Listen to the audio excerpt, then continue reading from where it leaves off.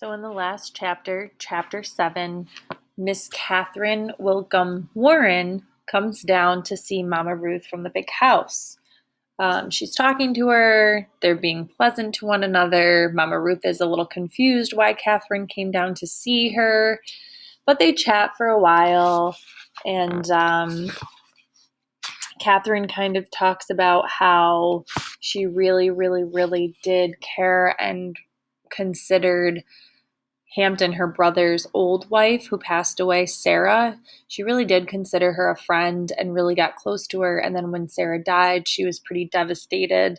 So she kind of offers that to Mama Ruth as a way to kind of say, this is why I've kind of kept myself away from like really getting to know you kind of thing.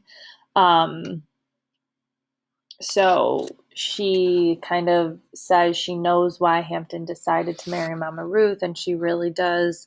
She really does feel grateful that Hampton was able to find somebody like her.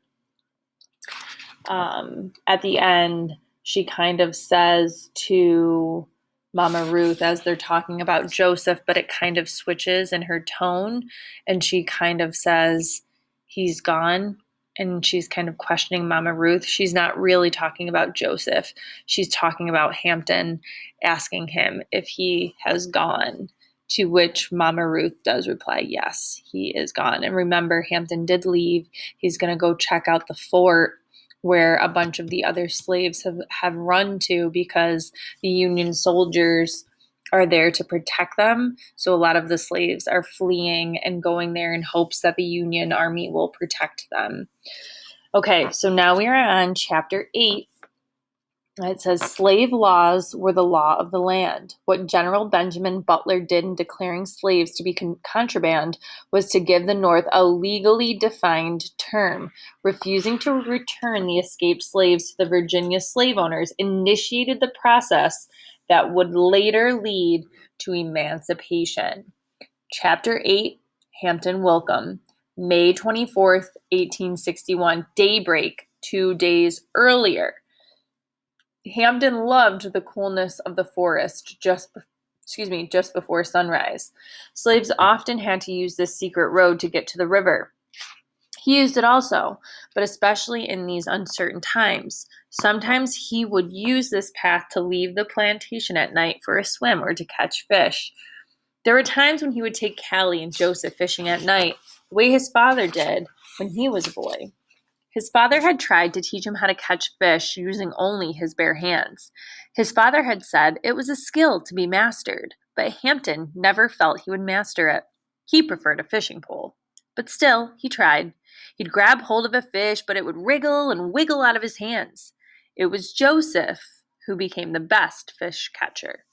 Hampton, or any slave in his or her right mind, never would have walked out in the open in broad daylight anyway. It wasn't safe. Even though so few white men were left behind, remember, they're all fighting in the war, they were always on the lookout to pick up a slave, to turn him in for a reward, or even worse now, to ship him off to the battlefield. Hampton arrived at the fort in good time. He had not thought how he would inquire about Shep or Frank or James. He decided to watch a while before asking around. It was still early and the world was quiet. He resolved to swim across the river to reach the fort so he would not be noticed. The cold of the water made him more alert, helping him focus on what was next to come.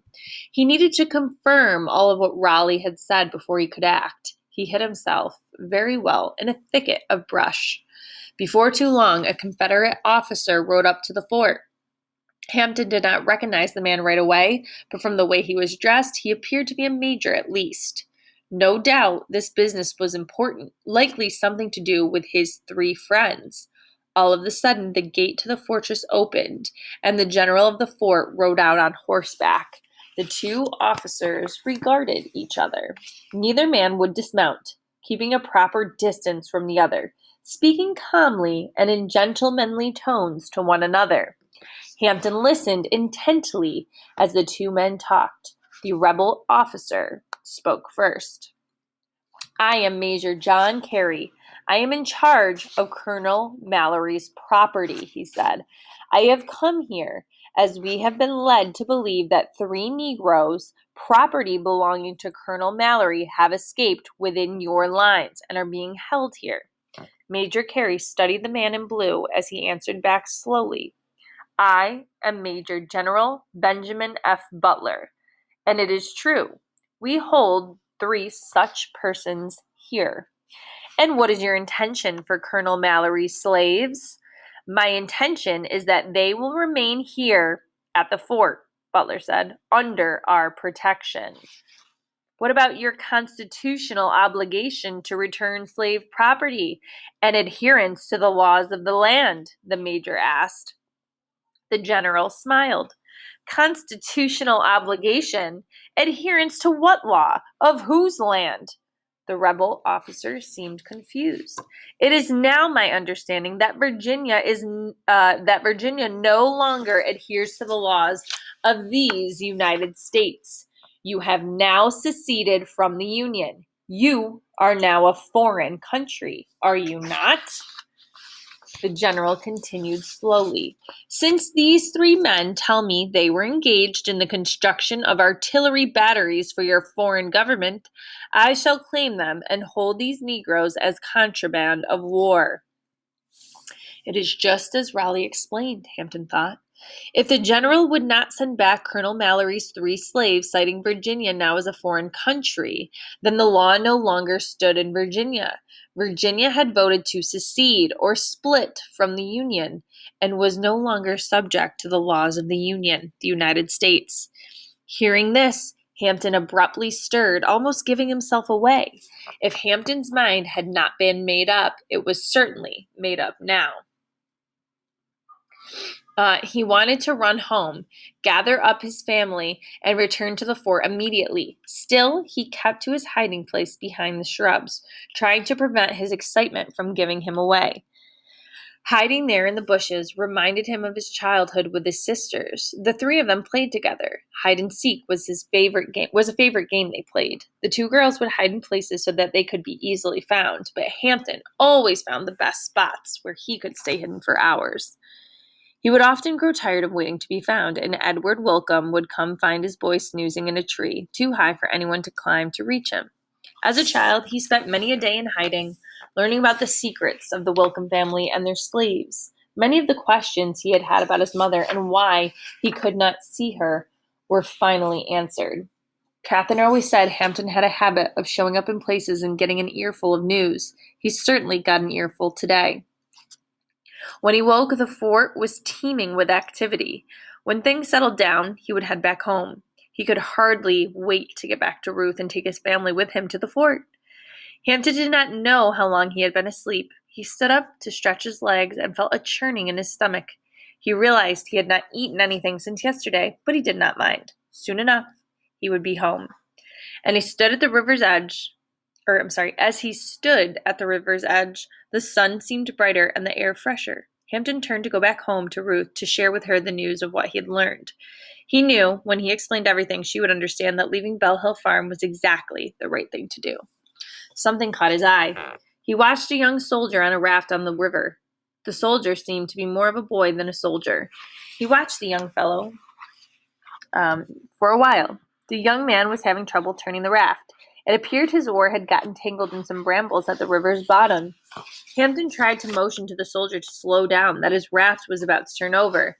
Then, to make matters worse, just before the fellow went under the water, he hit his head on the side of the raft. Though he wanted to spring into action, Hampton waited to see what the young soldier would do. He hoped the soldier would break the surface of the water and take air into his lungs, but the soldier did not appear. Hampton could no longer wait. He jumped into the river. He swam to where the young man had fallen. From the surface of the water, he felt around to see if he could find him. Having no luck, Hampton went back under the water. He came up for air, but he had not found the man. He took in a deeper breath, went underwater again, and came back alone. Finally, Hampton took in one big breath and pulled himself under the water for what seemed a long time. When he broke the water's surface, he felt the soldier's coat and pulled him to shore. The weight of the uniform threatened to drag them both back down, but Hampton was a strong swimmer, even tired and hungry. When they reached the shore, Hampton turned the soldier on his belly. He pumped as much water out of him as he could. By now, the sentry soldiers in the fort could see that help was needed. 2 or 3 guards were on hand to help him. One carried a stretcher. Hampton stood back as the man coughed river out of his lungs. Do you think he'll be okay? I got him out of the water as quickly as I could, but he had gone down pretty deep. He hit his head pretty hard, too, Hampton said to one of the guards. You think he'll be all right? Hampton asked again, out of concern, expecting the guard to answer. But instead, the fellow who almost drowned suddenly answered, My head is a whole lot harder than you think, and I am grateful you were there. Having said this piece, the fellow lost consciousness. The other soldiers moved quickly to his aid. I think he'll be all right, the oldest of the guards told Hampton. What are you doing here? Another asked. Hampton hardly had time to answer. You'll need to come into the fort with us, said the last, standing from his unconscious comrade. We'd like to ask you some questions. Besides, I am sure when he comes around, he'll want to thank the man who saved him. And with that, Hampton was taken into the fort.